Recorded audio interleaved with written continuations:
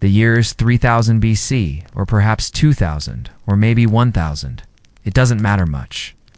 In this time and place, there are no clocks, only the sunrise and sunset, the flooding of the Nile, and the seasons of planting and harvest. If you were asked what year it was, you wouldn't know how to answer. And if someone told you, you would not care. You wake in your mud brick house, its roof made flat to keep off the heat of the sun. Beside you sleeps your wife. Beyond her, curled up your children, their dreams filled with images from the day, chasing goats, playing with friends, and begging for more bread from their mother. Who needs dough on a flat stone, shaping loaves that will be cooked over a small fire later in the day? Your day begins with sandals on your feet and a linen loincloth around your waist. There is nothing else to wear, and so you work as you are bare-chested, your body glistening with sweat before the morning is done. You have eaten your fill of onions, garlic, beer, and bread, all grown and made by hand. With your stomach full, you head to your field along the river, your only possession. A long hooked sickle, used to cut stalks and reap the harvest of wheat and barley. This is the only crop the land will bear. You stand in the endless rows of grain and cut down each stalk one by one. Hours pass, the sun climbs higher and higher, and you wipe sweat from your brow, thinking of the shade and the beer that awaits you. When your hands are done, you gather your sacks of grain and take them to the granary, where they will be stored until the tax collector comes to claim his share. For the pharaoh needs his due, whether the harvest has been bountiful or not. You have paid your dues, and so your sack is lighter, but your spirit is still full. You return home, hoping for a larger cut of the grain when it is divided among you and your family. Soon, your children will be old enough to help, and then the burden will be shared. For now, though, you play with them in the evening light, watching them chase each other as the sun dips below the horizon. The day is done. You eat your fill, sharing your meal with your neighbors and friends, and then you sleep. Another day will come with more work and more hardship. For life along the Nile is steady, if difficult. A cycle of work and rest, planting and harvesting, baking bread and grinding grain, paying taxes and begging for mercy. That is, if you are just an ordinary Egyptian. But great events can shake even the steadiest of lives. And we now move away from the river, from the fields, and into the palace, where a new god is being born.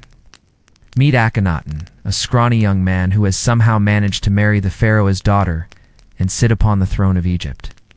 He is unpopular with the priests, who fear his radical ideas, and with the nobility, who want their power restored. But he does not care for their approval. The skinny pharaoh has found God. No longer will there be a pantheon of gods, Ra, Osiris, Horus, Anubis, or any other. Only Aten, the sun disk, will be worshipped. And Aten demands to be alone, to have no rivals or competitors. Temples are shut down, idols smashed, and priests thrown out onto the streets. The nobles are given a choice: convert to Atenism or leave Egypt. Some flee to Nubia and others to the Levant. While those who stay behind struggle to comprehend the ways of the new faith, the pharaoh commissions new temples to Aten, and he sets about remaking the religion and indeed the entire country in his own image.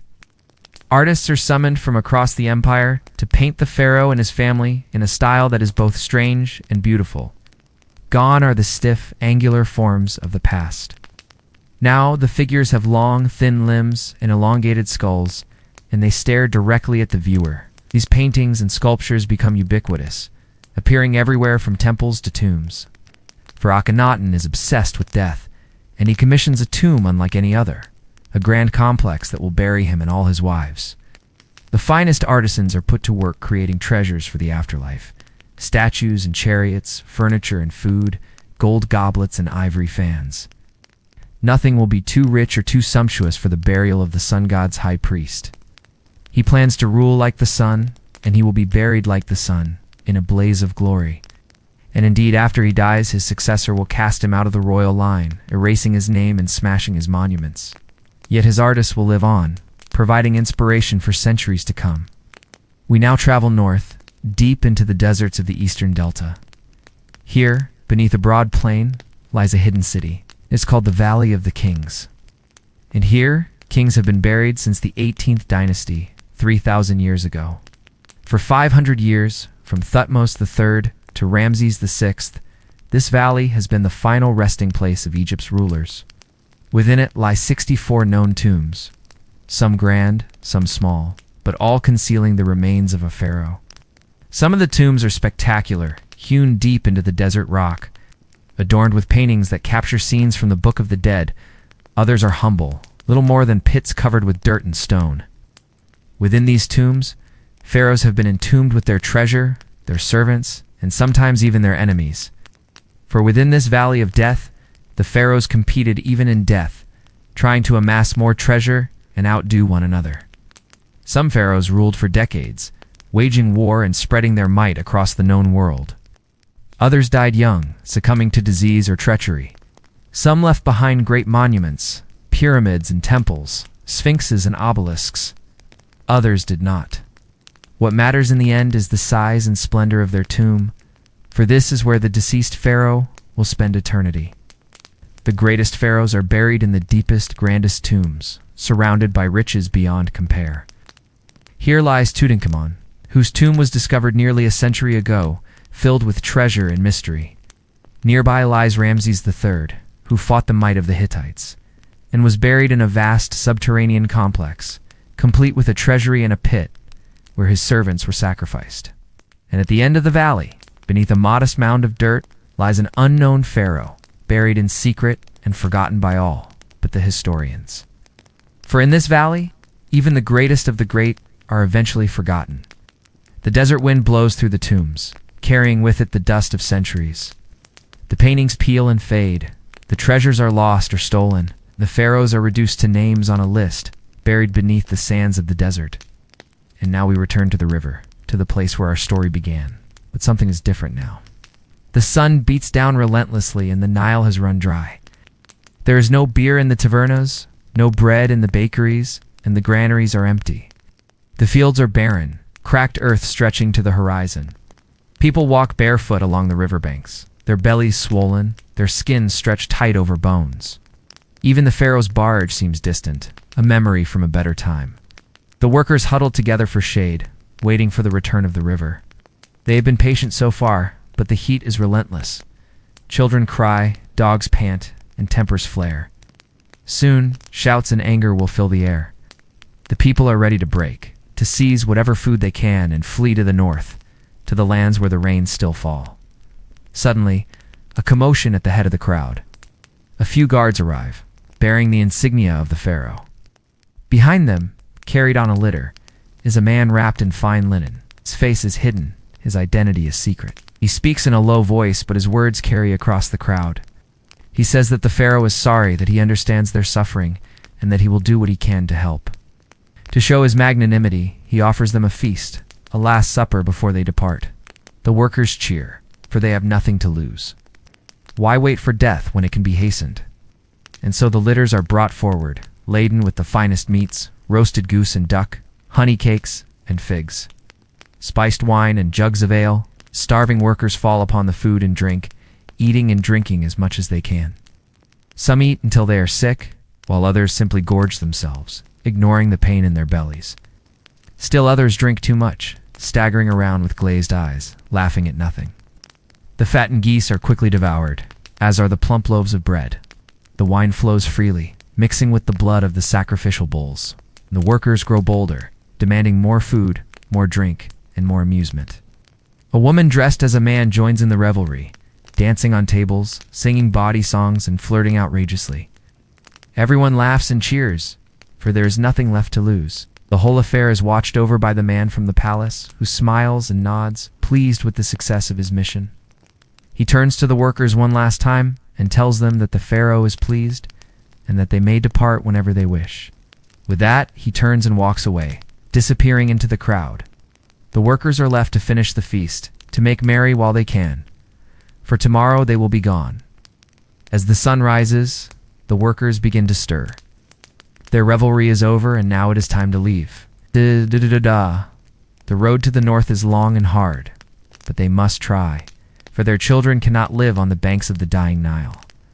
As they walk, they look back at the receding landscape, at the dying river and the cities it once sustained. They will never return, but they carry a part of Egypt within them, the memory of its wonders, its people, and its bounty. Perhaps someday it will rise again, but for now, the road to the north is long and hard, and the workers must press on. Thank you for joining me today on this journey into the heart of ancient Egypt. We hope you enjoyed this episode of Boring History for Sleep. If you did, please be sure to hit the like button and subscribe for more content. We also encourage you to leave a comment below with your suggestions for future episodes. Till next time, sleep well, and remember, even in the darkest times, the sun will rise again. Ancient Egypt, a world of pharaohs and pyramids, often comes to mind when we think of the ancient world. The land of the pharaohs is most well known for its great monuments and powerful rulers. However, beyond these towering structures and the tombs of the elite, there existed an entire society of ordinary people who were living a very normal, everyday life. Ancient Egyptian society offers us a window into a world that is both familiar and strange. While separated by millennia, there are surprising parallels between our own lives and those who lived in the Nile Valley thousands of years ago. Our series Ancient Worlds brings history to life by recreating what a typical day in the life of an ancient person might have been like.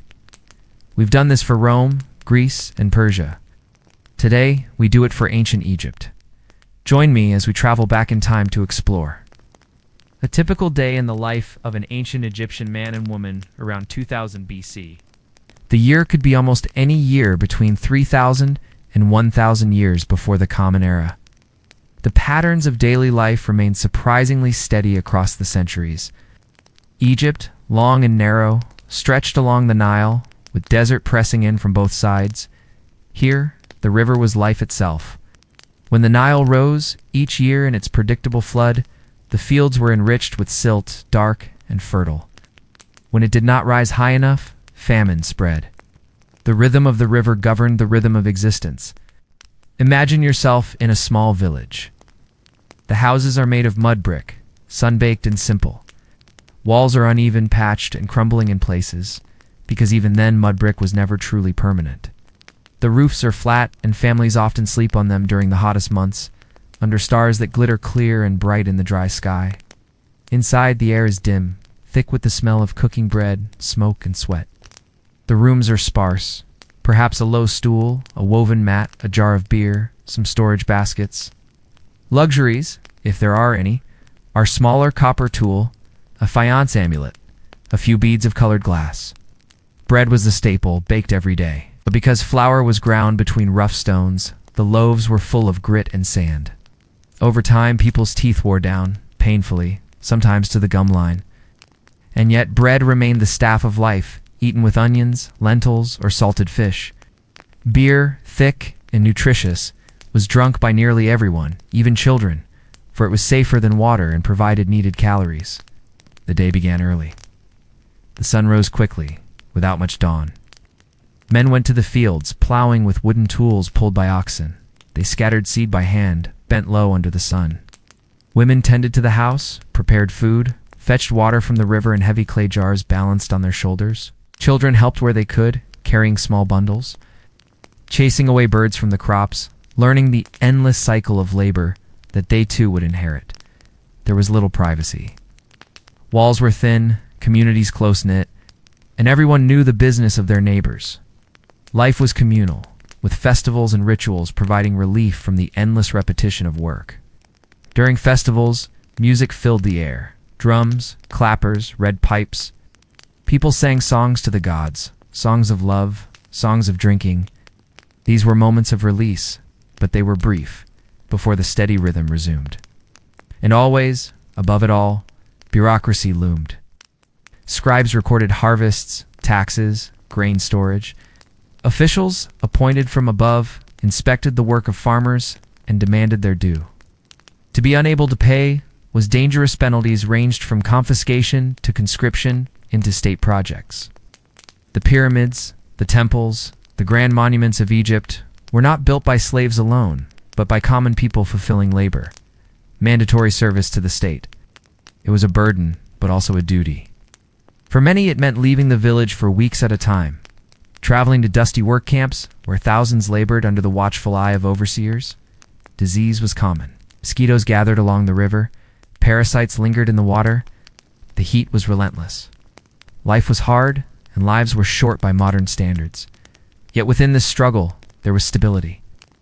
Egypt, unlike many lands, was rarely invaded during its early centuries. Its people lived generation after generation in the same places, farming the same soil, honoring the same gods. It was a rhythm, unchanging, like the river itself. Imagine yourself at the end of such a day. You have eaten bread and onions, drunk your share of beer. You lie on the flat roof, staring at stars that seem eternal. The air is still warm, though the desert cool creeps in. That tomorrow will be the same. The fields, the bread, the watchful eyes of officials, the endless cycle. And yet, within that sameness, there is a kind of comfort. The Nile flows. The stars turn, and life continues.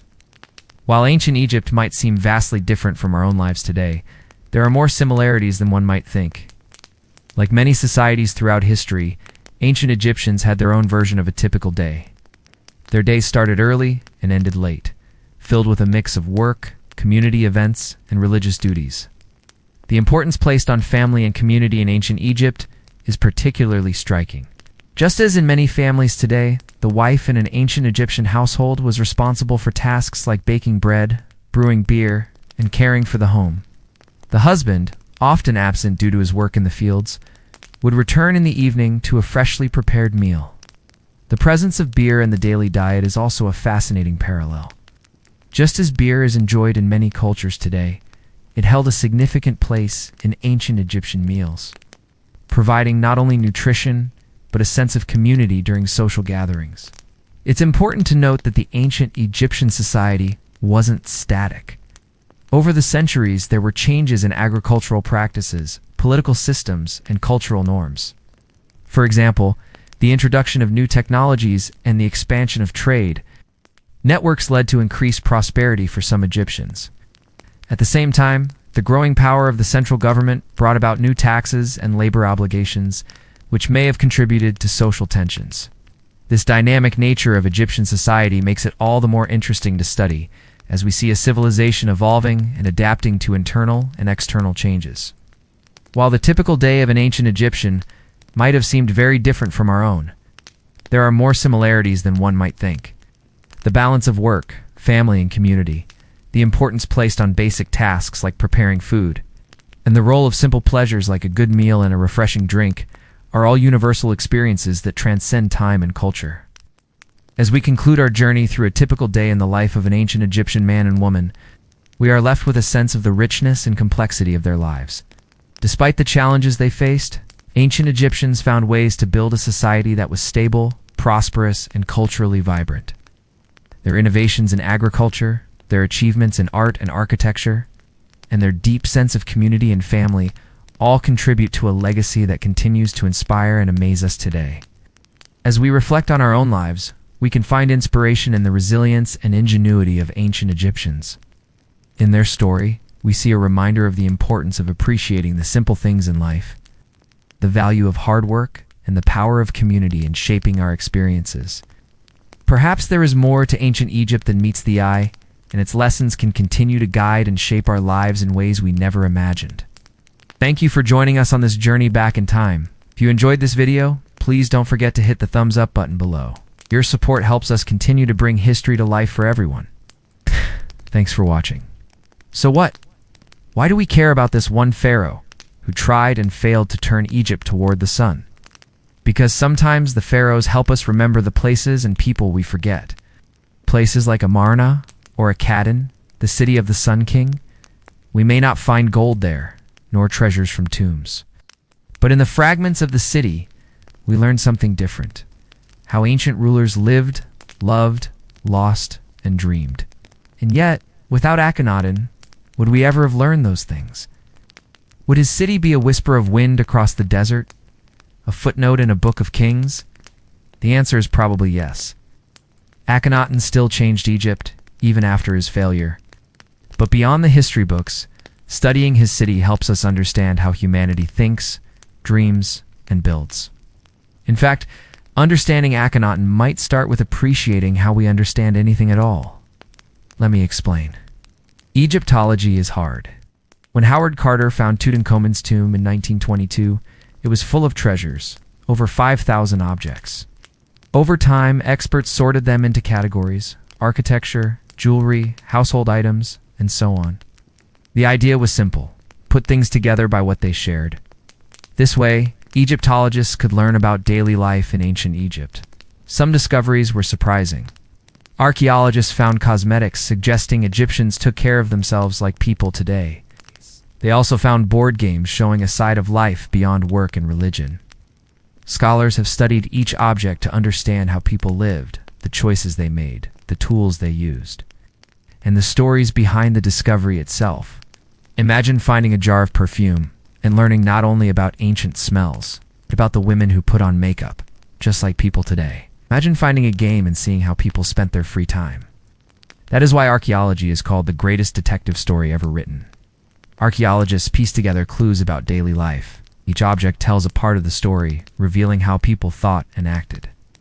But one thing puzzled scholars: small clay figurines found across Egypt, over 5,000 of them, made between 1370 and 1330 BCE during Akhenaten's reign.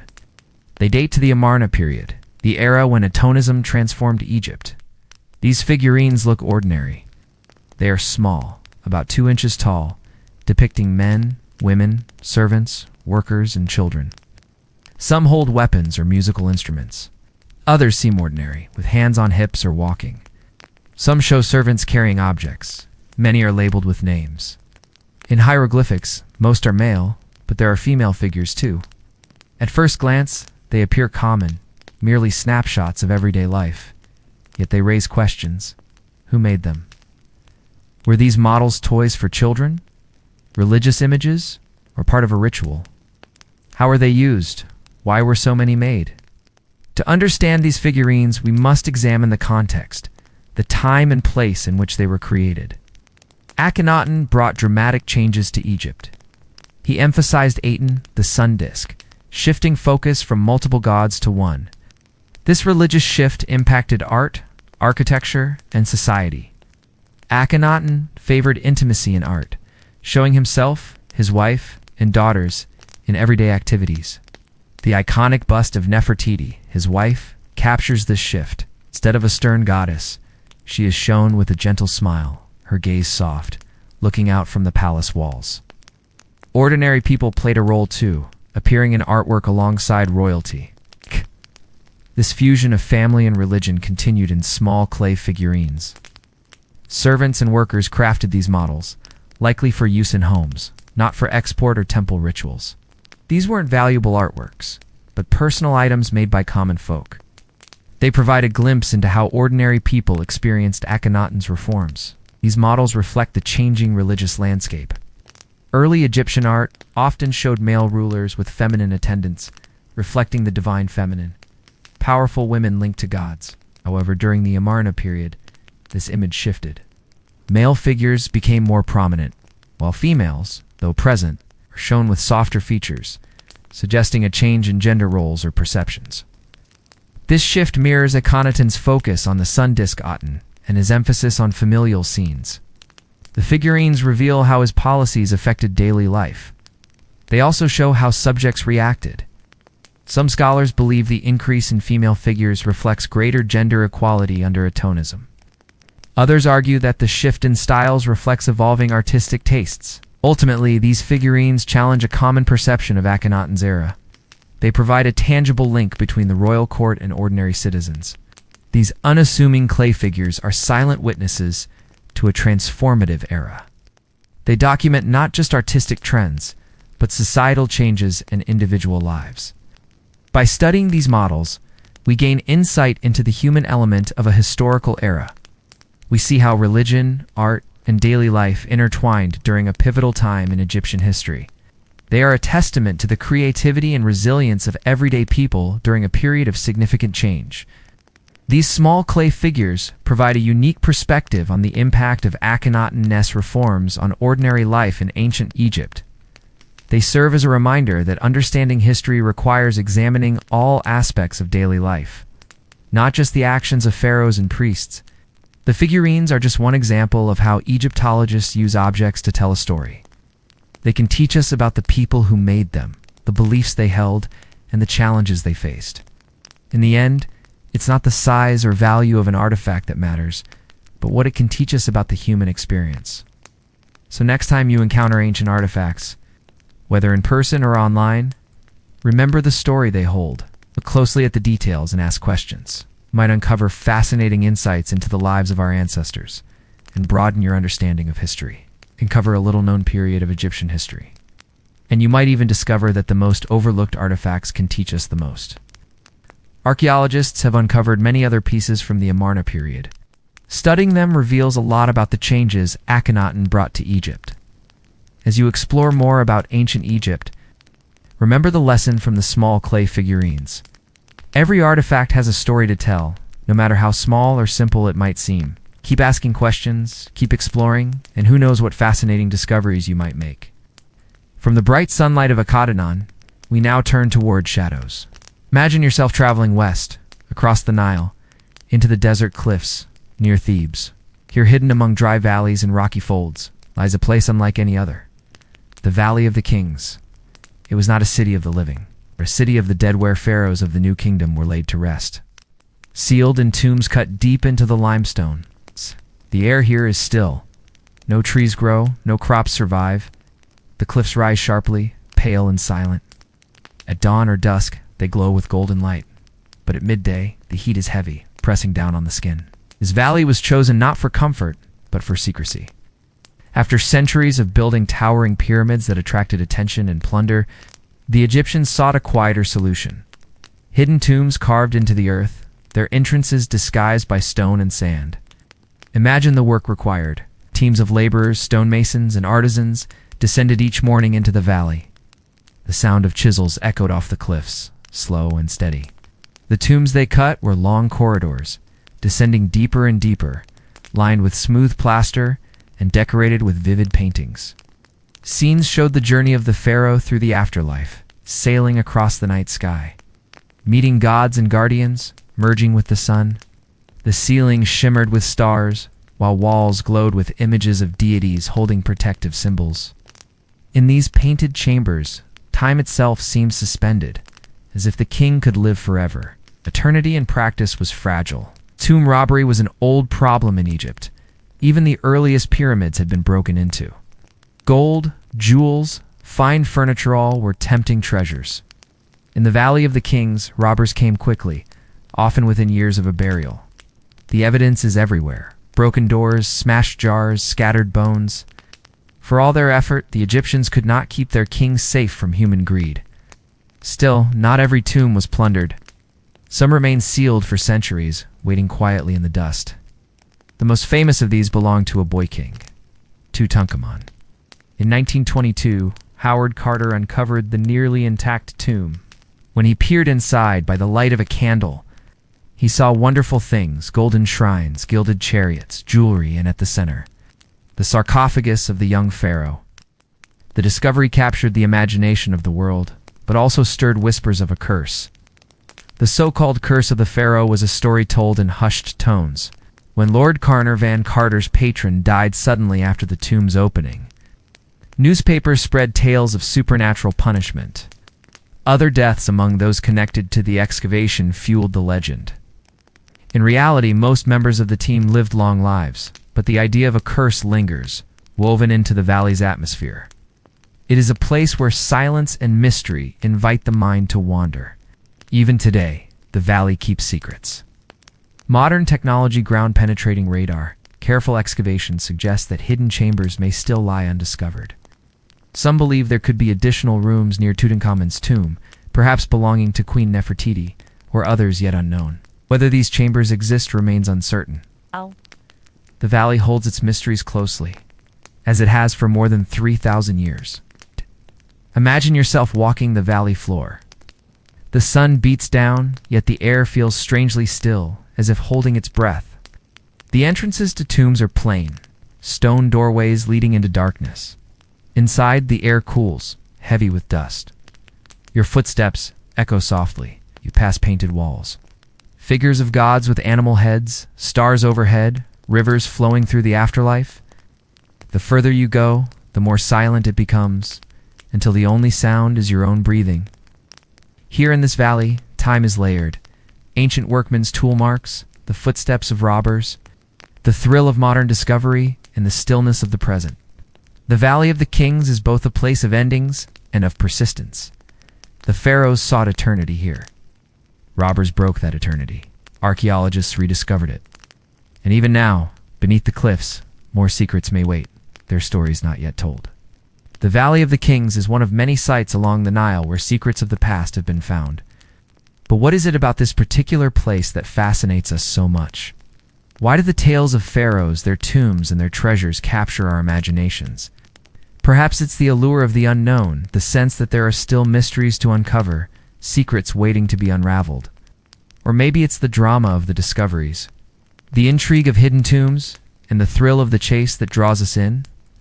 Whatever the reason, the Valley of the Kings continues to captivate us, reminding us of the enduring legacy of ancient Egypt and the timeless quest for knowledge and understanding. If you enjoyed this episode and want to support our work, please subscribe and leave a review on your favorite podcast platform. Your support helps us continue to bring these stories to life for history enthusiasts like you. Now, take a moment to explore more from our channel. If you want to know more about ancient Egypt, click on this video about the mysterious last days of Cleopatra. Click this link to learn about the daily life of a slave in ancient Egypt. And don't forget to subscribe so you never miss out on new episodes. Thanks for joining us. Till next time. Welcome back to ancient Egypt. Last time we stood knee-deep in the River Nile, winnowing grain and sifting out the worthless chaff. We learned about the Egyptian agricultural cycle and how every year the flooding of the river brought new life to the land. But what about the people who lived in this great civilization? How did they spend their days? What did they eat? Let's find out from the quiet shadows of the Valley of the Kings. Let us return to life once more, though not the ordinary life of mud brick houses and fields. This time we will step into the world of the elite. Imagine yourself moving into the cool shade of a noble's villa. Broad courtyards and painted walls reveal a different rhythm of existence. The contrast is striking. While most Egyptians ate simple bread, onions, and beer, the wealthy gathered for feasts along the Nile. The tables, low to the ground, were piled high with roasted meats, goose, duck, and beef. Fish from the river, spiced with herbs, was served beside baskets of figs, dates, and pomegranates. Bread, too, was present, but made with finer flour, softer and sweeter than the gritty loaves of villagers. And to drink, beer flowed endlessly, joined by imported wine from the eastern Mediterranean, rich and sweet. Imagine the sound of the gathering. Musicians sat to one side, plucking harps and strumming lutes, while others beat hand drums in slow rhythm. Singers raised their voices in songs of love, of gods, of the fleeting joy of life. The air was thick with the scent of roasted meat mixed with perfumes, frankincense, myrrh, lotus oil burning gently in carved stone vessels. Guests reclined on stools or mats, servants moving among them with platters and cups. Women wore linen dresses, their eyes outlined with dark kohl, their lips painted red. Wigs of perfumed hair were common, carefully braided, heavy with scented wax that softened in the heat. Men wore linen kilts, sometimes sheer, showing their wealth in the fineness of the fabric. Jewelry glinted in the firelight, gold collars, carnelian beads, turquoise and lapis lazuli shining against the pale linen. Even here, however, reminders of life's brevity lingered. At feasts, it was not uncommon for a servant to carry a small figure or image of a skeleton. A quiet message: eat, drink, and be merry, for tomorrow is uncertain. It was not a dark gesture, but a sober reminder woven into the celebration. Egyptians knew well that life was fleeting, but that joy was to be savored when it appeared. The banquets were not only about pleasure, they were also about power. To invite guests was to display wealth, to secure loyalty, to demonstrate generosity. The size of the feast, the abundance of food, the rarity of imported goods reflected the status of the host. In a society where most lived simply, the grandeur of these meals reinforced the distance between commoners and elites. Outside the walls of the villa, ordinary villagers might hear the faint sounds of music drifting on the night air, the echoes of laughter carried by the wind. For them, such feasts were distant, almost otherworldly. And yet, in their own way, they too shared in communal meals. Gatherings at festivals, neighbors sharing beer, families breaking bread together. The contrast was sharp, but the rhythm of togetherness, eating, drinking, and remembering life's impermanence was universal. Now imagine yourself leaving the feast. The air outside is cooler, the stars bright overhead, the Nile flows nearby, its surface glimmering with moonlight. Behind you, laughter continues faintly, while before you stretches the silence of fields and riverbanks. In that contrast lies Egypt itself, grandeur and simplicity, wealth and poverty, life and death. Always side by side, woven into the same steady rhythm. For ancient Egyptians, daily life was a mix of work and celebration, of duties to the gods and pharaoh, and joys shared with family and friends. Their feasts, whether by the Nile or under the desert stars, were more than just meals. They were a tribute to life, an embrace of the fleeting moments that made up their existence. As we wrap up our journey through ancient Egyptian life, remember the vibrant tapestry we've explored. From the rhythmic pulse of the agricultural cycle to the bustling streets of the capital, from the solemn rituals in the temple to the joyous celebrations at the royal court, each thread contributes to the rich fabric of this ancient civilization. We've seen how the lives of farmers, artisans, and merchants intertwined with the fortunes of the pharaohs and the whims of the gods. Theirs was a world where the mundane and the magical, work and worship, drudgery and devotion, all came together in a harmonious blend. But now it's time for you to add your own colors to this masterpiece. What aspects of ancient Egyptian life intrigued you the most? The grandeur of the pharaoh's feasts, the dedication to the afterlife, the innovations in art and architecture, or perhaps the everyday struggles and triumphs of ordinary people? Share your thoughts and let your imagination run wild. And if you want to delve deeper into the mysteries of the Nile, we invite you to explore more videos that bring ancient civilizations to life. Each video is a new adventure, a chance to uncover the secrets of our past and understand the forces that have shaped our world today. So join us and keep learning. Together we can uncover countless stories like that of the mysterious Narmer, whose unification of Upper and Lower Egypt marked a pivotal moment in history, or the enigmatic Akhenaten, whose radical shift in religious devotion left an indelible mark on Egyptian society. We can witness the rise and fall of empires, the clash of cultures, and the enduring legacy of those who came before us. With every video, you'll have the opportunity to ask your own questions, to seek answers to the queries that ignite your curiosity. Your engagement fuels our journey, driving us to explore further, to dig deeper, and to bring even more captivating stories to life. Your voice matters. By participating, you're not just a viewer, you're an active contributor to our shared understanding of the past. So don't hesitate. Share your ideas, ask your questions, and let's embark on this incredible adventure together. Let the stories of ancient Egypt unfold before your eyes and ignite your passion for history. If you enjoyed this video, give it a thumbs up and share it with your friends. Subscribe for more exciting adventures into ancient history. And if you have a question about ancient Egypt or any other civilization, leave it in the comments below. Who knows, your question might spark the next thrilling episode. Keep exploring, keep questioning, and keep bringing history to life. Ancient world awaits. It is the year 3000 BCE for over 500 years. Humans have been cultivating the land around here, growing wheat and barley and flax, raising cattle and sheep. It's a hard life, but it's good. Families live in small villages, working the fields by day and gathering in the evening to eat, drink, and tell stories under the endless sky. One day, a man named Narmer unites the disparate villages along the river, imposing order and building great works like the first dams and irrigation ditches. For the first time, people call this place Egypt. You have heard this story many times before, but what if I told you there's more to it? What if I told you that before Menes, there was another king? His name was Minos, and he ruled from a magnificent city of white stone. Under his guidance, temples were built to honor every god, and every morning priests raised the hook of Horus to greet the dawn. They were devout followers of Horus, the sky god, who they believed had come to earth to defeat the serpent god, Set bringing light to the darkness and order to chaos. It was Minos, the priest proclaimed, who had aided Horus in his battle, wielding the crook and flail, symbols of his mastery over the forces of nature. The pharaoh, like Horus, was seen as a god on earth, uniting Upper and Lower Egypt. He would rule with might, truth, and justice, keeping all in balance. This was the divine right of kings. The reign of Menes lasted 64 years, according to the records of his successors, but no trace of him remains today. In fact, the first pharaoh whose face we can recognize is this one, King Den, who took the throne around 2980 BCE. His likeness stares out at us from the walls of his pyramid, which stands in the desert sands near the modern Cairo.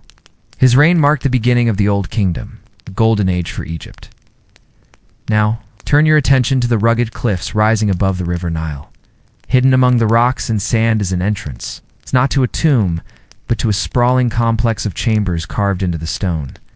Here, hidden from the world, King Neterikhet lies buried deep within the earth. The treasures meant to accompany him into the afterlife include a solid gold throne and a curious object made of ivory and copper, shaped like a human head. On it is an inscription in hieroglyphs that reads, "The master of the two lands, the one who loves life, who sees the light of life, the shining Aten." Who was this mysterious ruler? To find out, we must travel back in time to a period known as the Amarna period, when Egypt looked towards the sun. The traditional religion of Egypt viewed the pharaoh as the embodiment of Horus, the sky god, while the sun was just one aspect of Ra, the supreme god of creation. But in the 14th century BCE, during the reign of Akhenaten, the royal family moved their capital to a new city, Amarna, and everything changed. It was here that the royal family worshipped a single god, the Aton, whose symbol was a disk of the sun. Suddenly, the sun became the center of Egyptian mythology. Akhenaten himself is depicted with strange blue skin and an elongated skull, possibly reflecting his ancestry from the nearby Nubian kingdoms. He wears a unique headdress, and his female subjects now wore a distinctive style of dress, a simple knee-length skirt. In the Old Kingdom, art was highly stylized with little variation. However, during Akhenaten's reign, realism replaced tradition. His court artists produced sculptures and paintings depicting everyday life. They abandoned the rigid poses and exaggerated proportions of the past, opting instead for naturalism. Freed from stiff conventions, they could now portray the body in motion and show human emotions with accuracy. Indeed, one of the most striking examples of this revolutionary style is the bust of Nefertiti. Found in 1912, it is one of the most famous works of ancient art. Her gaze is direct, confident, her pose relaxed. She embodies the spirit of a new era. But why did the Egyptians abandon their traditions? The answer lies within the palace walls at Amarna. Here we see the pharaoh and his family in various scenes of daily life. They are shown taking part in religious rituals, hunting, riding in chariots, and simply enjoying the pleasures of life. The royals were deeply involved in their subjects' lives. They went to great lengths to build schools and hospitals for the common folk too. The city itself was a grand project, planned out like a chessboard with wide streets intersecting at right angles. Unfortunately, by the end of Akhenaten's 17-year reign, the city was abandoned. The reason for this mass migration is unclear, but some believe it was due to the neglect of other gods besides the Aten. Many temples and sanctuaries were left without proper care, and their priests without employment. With the Amarna period came economic hardship and political instability. When Akhenaten died, his successor Tutankhamun reversed many of his policies, restoring the old ways and returning the capital to Thebes. As always, the people of Egypt adapted to the changes, maintaining the essence of their culture while embracing the new. But as the centuries rolled by, Egypt was to experience a far greater upheaval than it had ever known. At the height of the new kingdom, Egypt stretched from the Mediterranean Sea to the Nubian border. During Ramses II's reign, it even extended into Syria. This vast territory required efficient management. To maintain control, Egypt's rulers implemented a sophisticated system of administration. Governed by officials appointed by the pharaoh, the country was divided into regions and provinces, each with its governor responsible for collecting taxes and enforcing the law. In addition, scribes served as record keepers, chronicling everything from births and marriages to land transactions and temple building projects. These records were kept on papyrus scrolls, made from the papyrus plant found along the riverbanks. Writing in ancient Egypt was not easy. It took years to learn, but education was highly valued, and there were many schools. Some students studied theology, and others learned to read and write hieroglyphic scripts.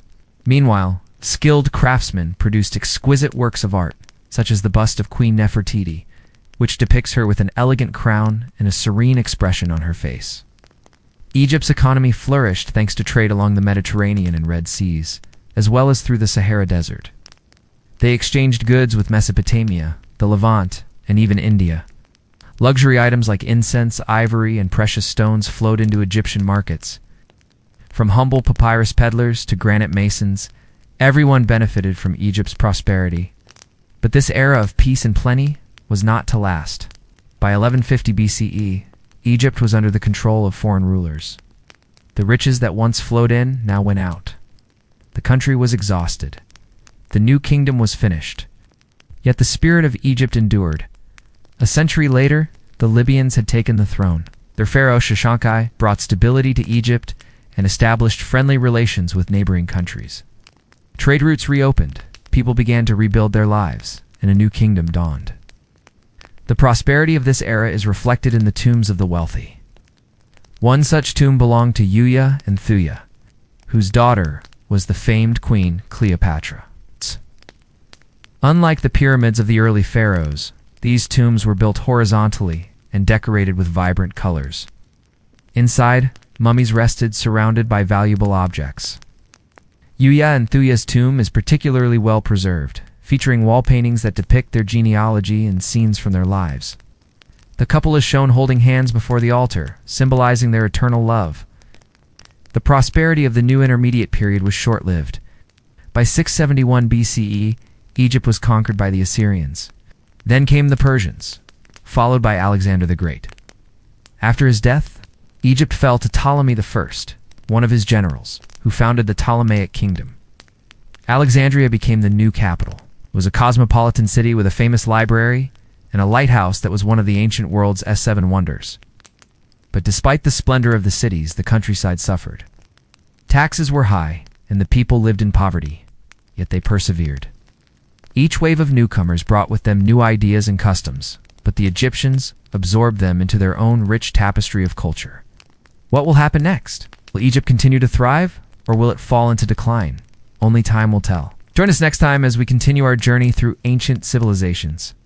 Thank you for joining me on this journey through ancient Egypt. If you enjoyed this episode, please subscribe and leave a comment below with your thoughts and suggestions for future episodes. Remember, the past is never dead. It's waiting for us to discover it. Till next time, keep exploring and learning. Goodbye.